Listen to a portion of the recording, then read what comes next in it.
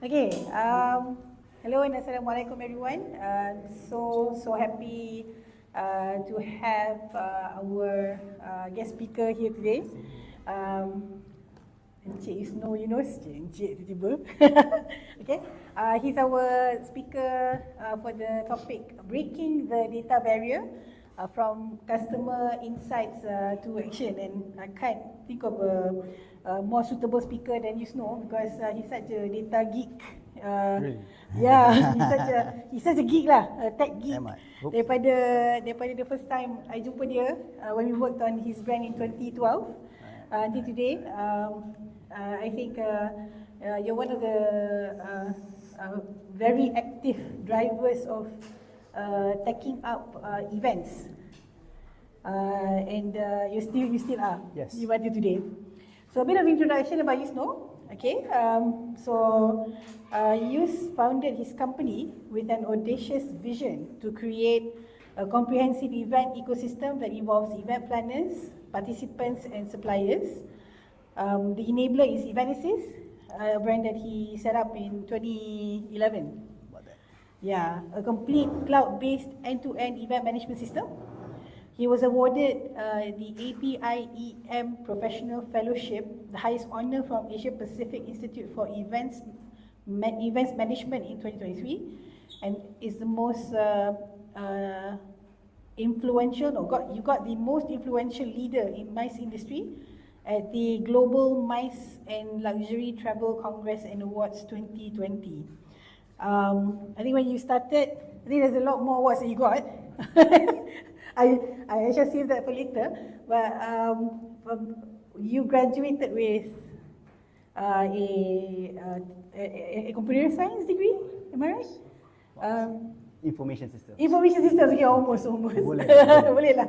And then I think you went to Carnegie Mellon, right? And you got master sekali kan? Well, before you came back.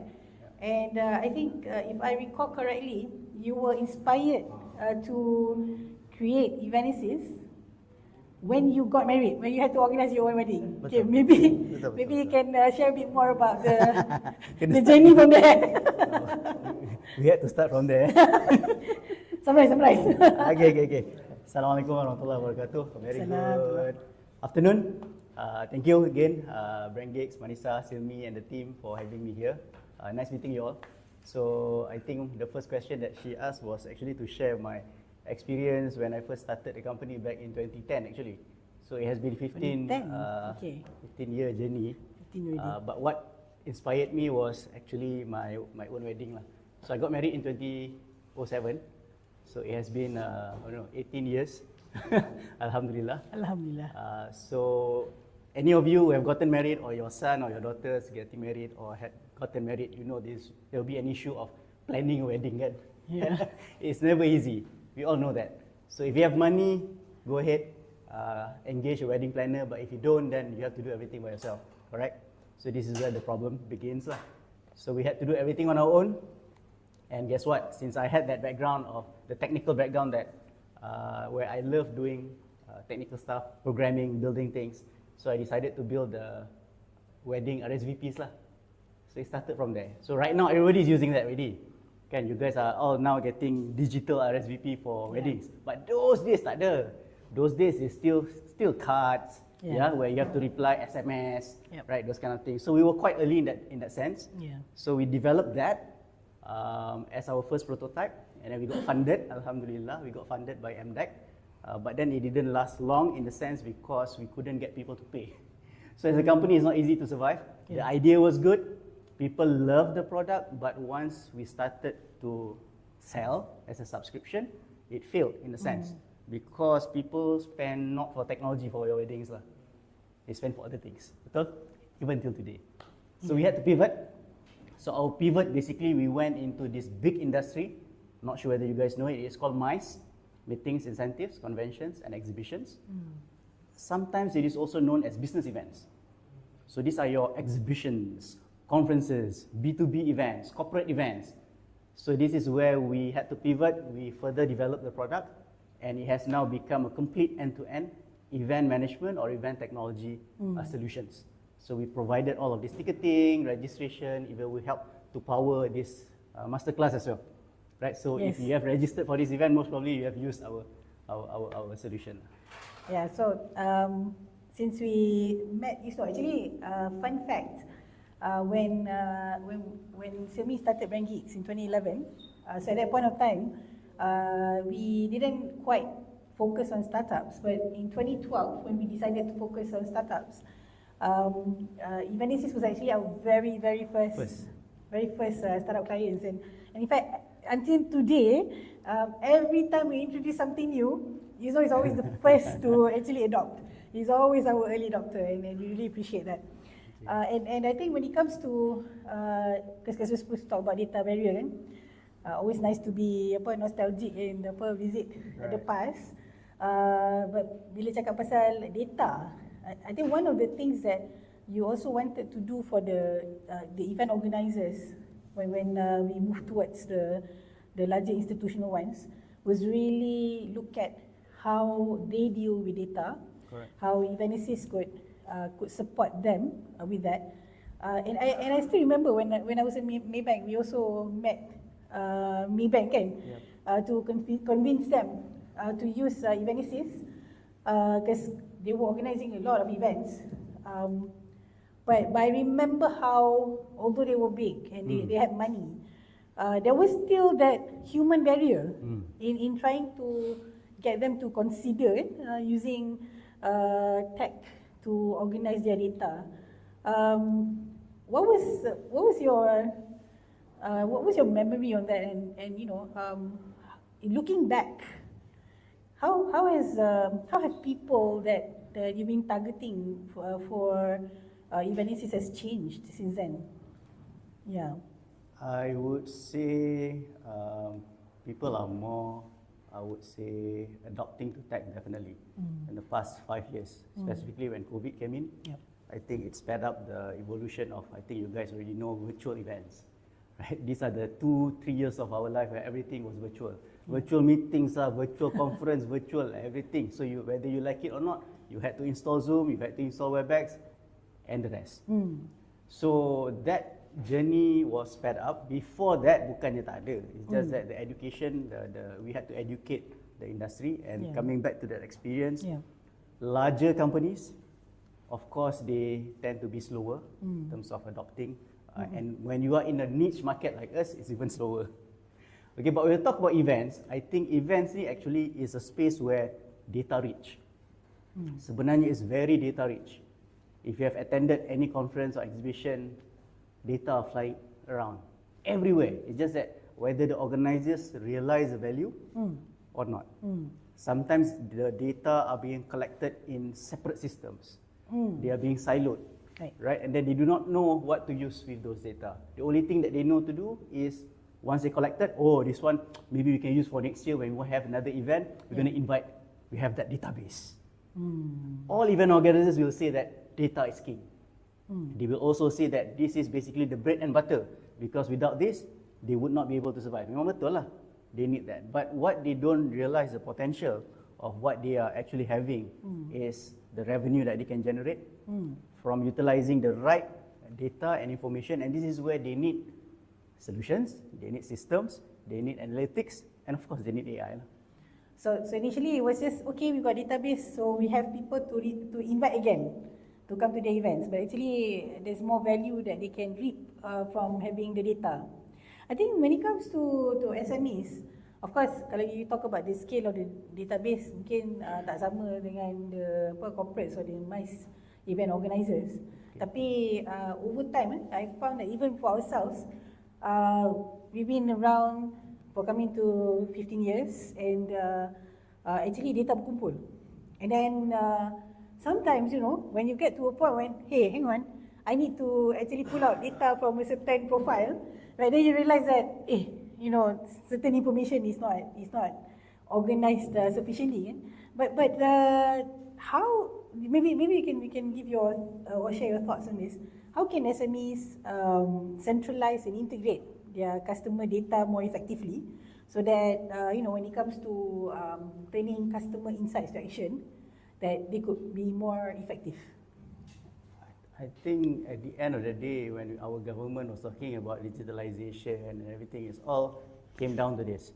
SME has to ensure that they adopt certain tools and they have to make sure their data is centralized. Yeah. Because the problem with not just SME, with other large companies as well, is that data is everywhere. Kan? It's the business cards that you guys are basically collected today when we are exchanging them. Kan? What do you do with that? Events is also the same. You are throwing around a lot of business cards. Where did it go? Or where do they go? Kan? So all of this, if you don't have a proper central solution and if you don't adopt tools, specifically in events, this is where the problem will appear or exist. So in fact, when we look at SMEs, when they try to organize events, they basically deal with a lot of project managers, and this is where you are looking at people collecting data in bulk, for example, in Excel files. This is very normal. I think a lot of people are still doing it. You collect in Google Sheets. Yeah, okay lah. Google Form, at least it is still centralized, also on the cloud. But if you are still using your Excel file in your thumb drive or it's in your laptop, there is a danger to that, because the data can be basically shared, stolen, taken away, being given away to other people. So in events, we are very protective, and this is where you need to ensure that they are kept, they are stored in a very secured manner. Nowadays, we are dealing with PDPA. Kan, kat Malaysia PDPA, it's even worse kat luar, especially in European, in US where they have GDPR, etc. Even last year in Mobile Congress in Barcelona, I think 2 years back, when they use facial recognition to enter events, you can't make it mandatory. That's the thing, because GDPR requires you to give consent on the data that you submit. So as a processor, for example, in our case, we had to get consent. So to scan your facial data, you need to store the facial information, right? So when you are registering, normally what we will ask is, we will ask you to take a snapshot of your picture lah. Okay, but you cannot make it mandatory. But the problem for that particular event, they required that for people to submit. Out of 10,000 delegates, nobody complained except for one person. Enough to get them into trouble. They were sued. Oh man.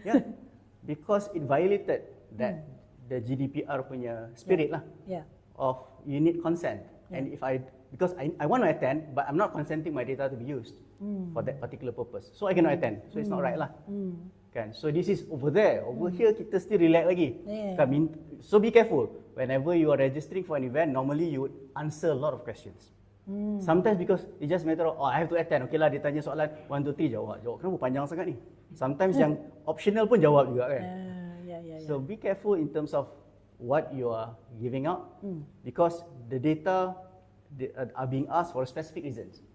In our case, when we are dealing with exhibitions specifically, B2B exhibitions, memang the questions are a lot more, because we need to profile you. Because once we profile you, we are able to match you. This is where the backbone engine, especially where you do business matching. So once you know your position, for example, you are the decision maker, kan dia tanya kan somebody, are you a decision maker, which level are you at, kan? Which industry are you from? There's a reason to that. Because they want to ensure that once you are in that event, you are being matched, or you are able to find the right exhibitors that you can see immediately. So these are some of the reasons why data is being asked, but at the end of the day, kita kena follow whatever that has been in the follow the law lah. Yes. Especially those yang plan to organize events outside of Malaysia.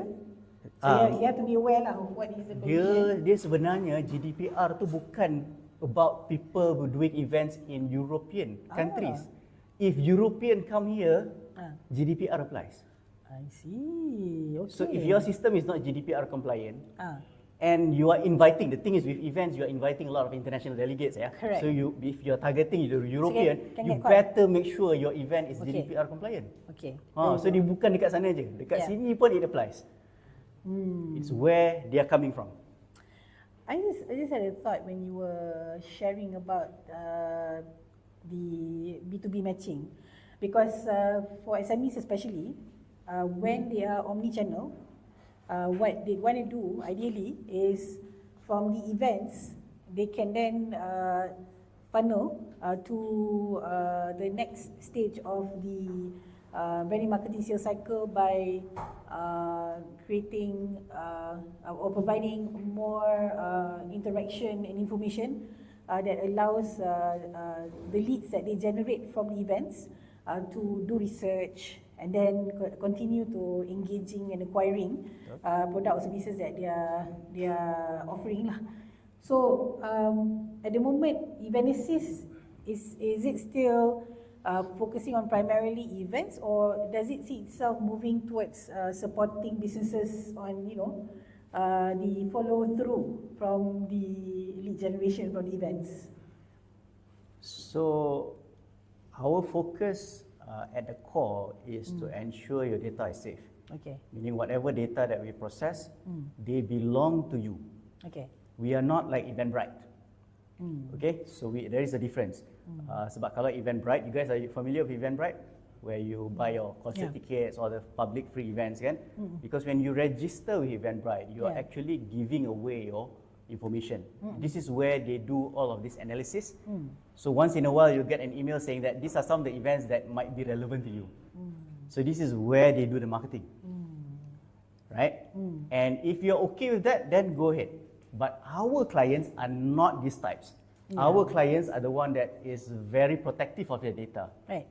So we are not allowed to do any kind of analysis and sharing with third parties, you see. Maybe not so much sharing for third parties, but rather having features and functions that allow those customers that own the data to do more with it.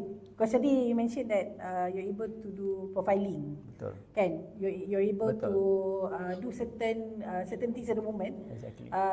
But do you see yourself like supporting brands with more marketing using the data yang you dapat? So what we have built and going to add on to what we have is to ensure our existing clients know what to do with the existing data. Okay. So that one is our primary focus. And what can they do with the existing data? So the thing is, they do not know the power of what they have. Okay. Kan? So this is where personalization will come in.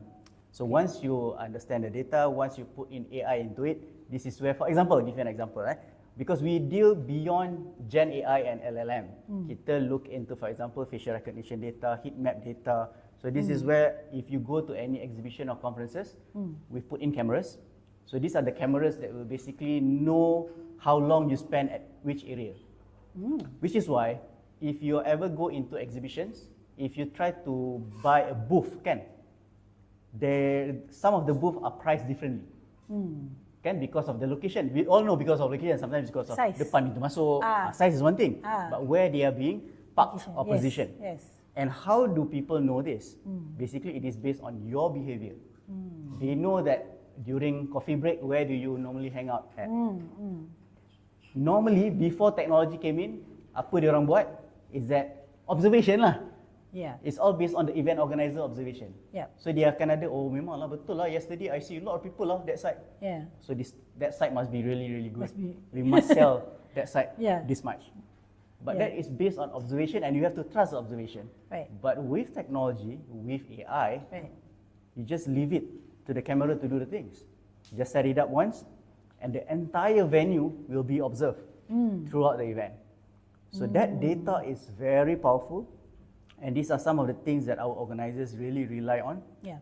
Big organizers lah. Smaller events, smaller scale events, memang you tak perlu lah that kind of level of that. So these are the things that you can use artificial intelligence into events, business events. And can study preference and behavior based on. Oh yeah, betul. So talking about personalization tadi, we are looking at, so for example, if you already attended a lot of sessions, depending on the topics, those kind of things.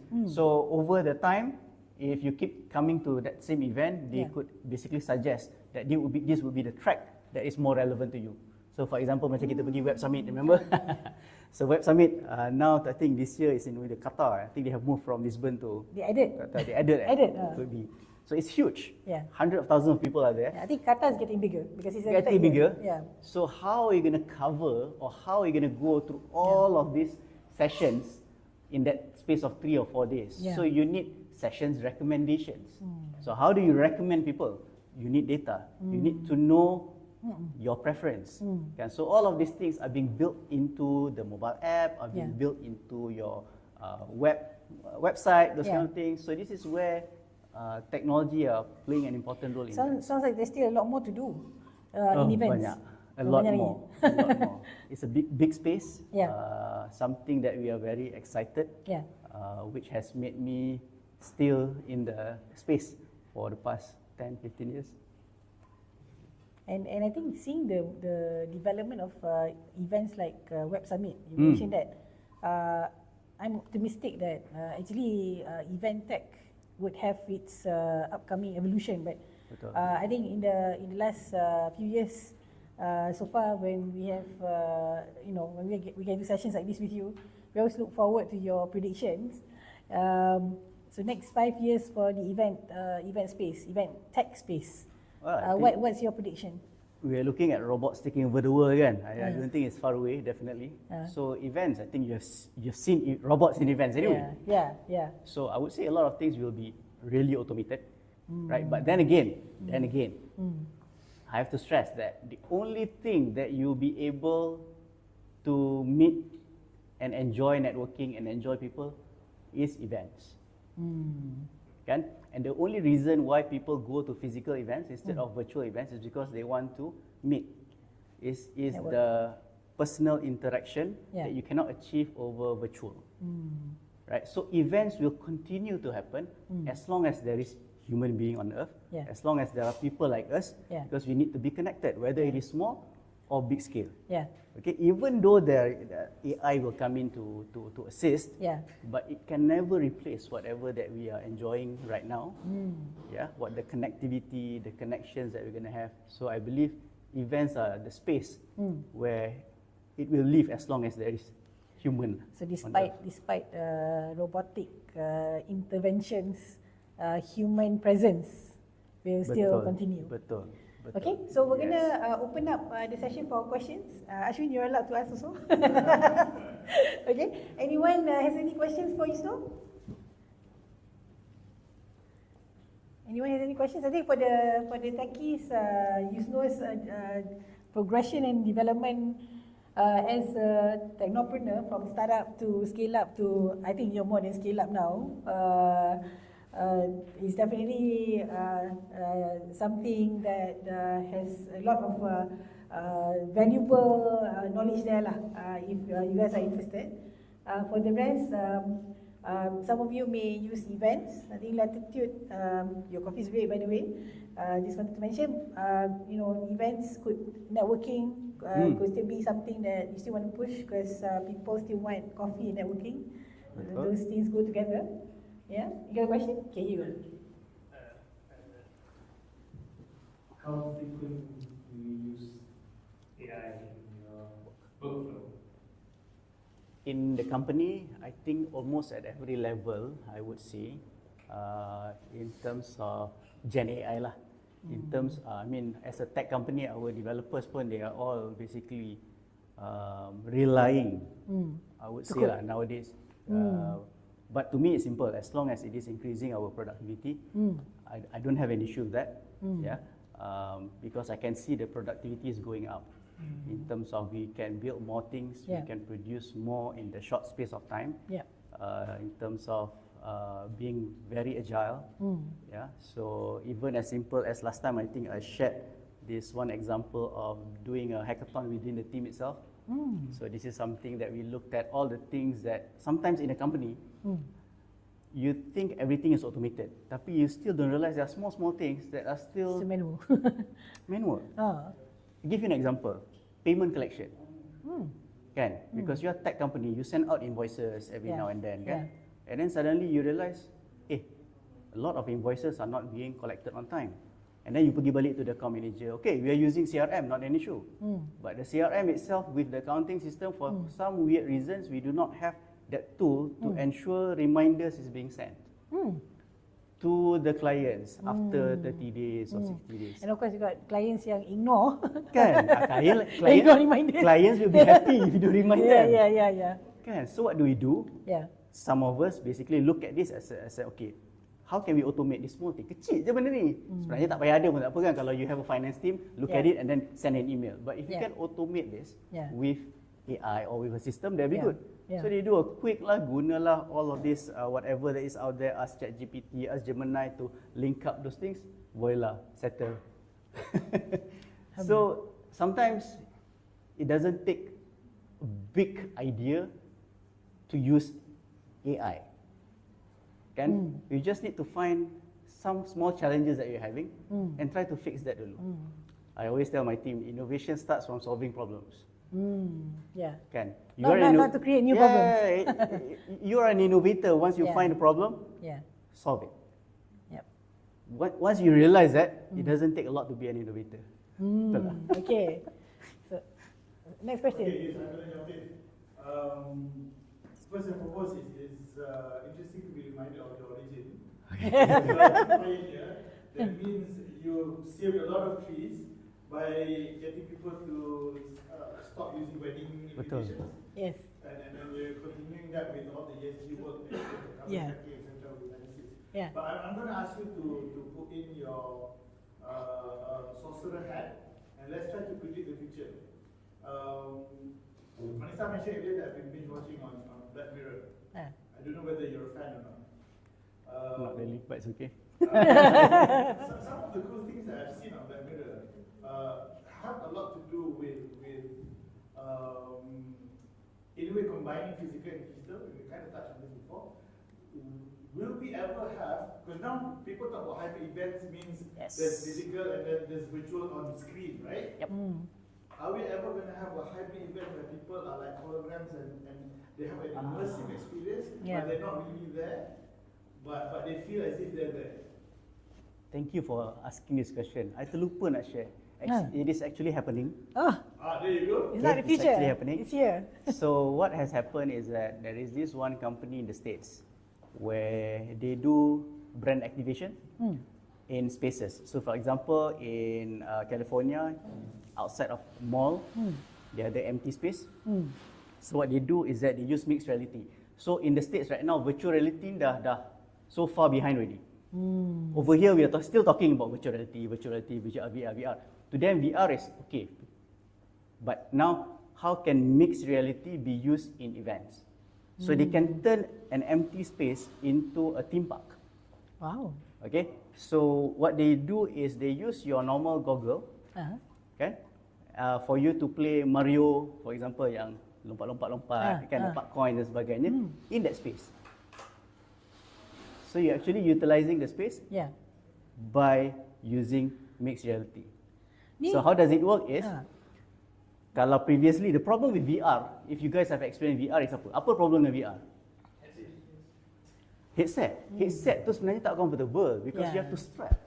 And then lepas tu Strap langgar-langgar barang. Kan? Bila you So move around. now I think Quest 3, the latest VR, the third version, they allow the strap to be taken out. Ooh. You boleh cabut strap tu. So the concept is now pegang. Pegang is better. Pegang is better. Tapi tak boleh lah nak like So Quest 3 is where you activated everything using hand. Okay. You dah tak ada the controller lagi dah. Okay. Previously you with VR you need a controller kan dan sebagainya kan. So the Quest 3 will detect your hand. So with one hand holding it, you lagi flexible. And it is activated immediately. You pegang je you nampak terus Mario game in this space. So you can walk around, you nampak ada the thing that you have to jump and step ke ataupun you have to punch to get the coins ke, you'll do that. So as you move around, that itself has changed the experience of events and how they are interacting with the virtual world. Right? So this is actually already happening.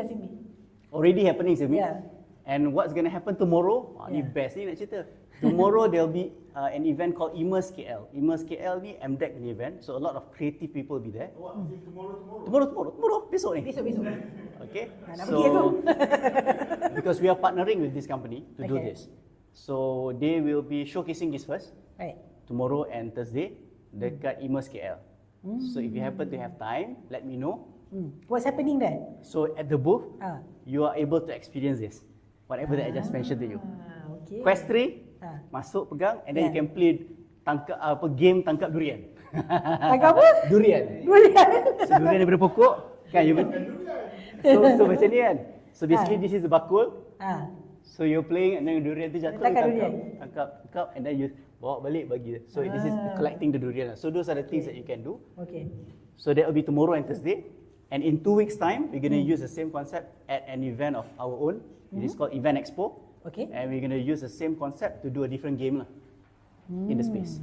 So sebenarnya this is actually more engaging. People can now really feel that they are, because when you are in a strap, you are just basically in that world, in that VR world kan. But when you are you're still in between augmented reality. You guys know augmented reality where it is all on the phone kan.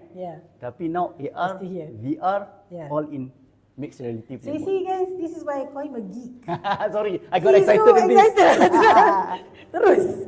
But thank you for that question. We brought out the real Yusno.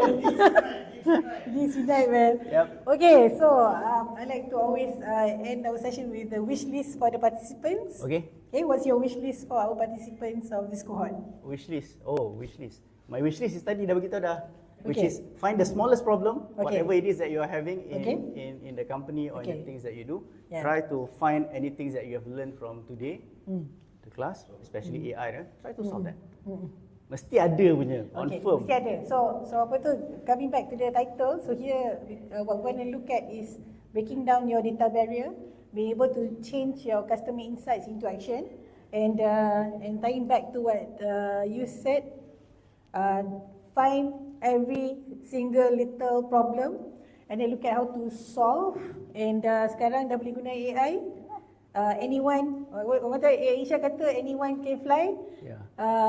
Any problem Yusno can be kata solved. any problem can solve. Anyone can be an inventor. Anyone can be an inventor. Innovator. But then again, one word of caution: don't be too reliant on AI, guys. I always have that at the bottom. Dia all be balanced lah. No, sometimes our generation is still okay here because I engage a lot of students. It's really worse on the ground right now. Studies have shown that your brain degenerates a lot. Okay. Dia dah buat studies where people use essays lah, yang don't use brain at all. 4 groups dah keluar dah this MIT punya research kan. You have seen that. So we can see a lot more people with this, lot of issues lah in the future.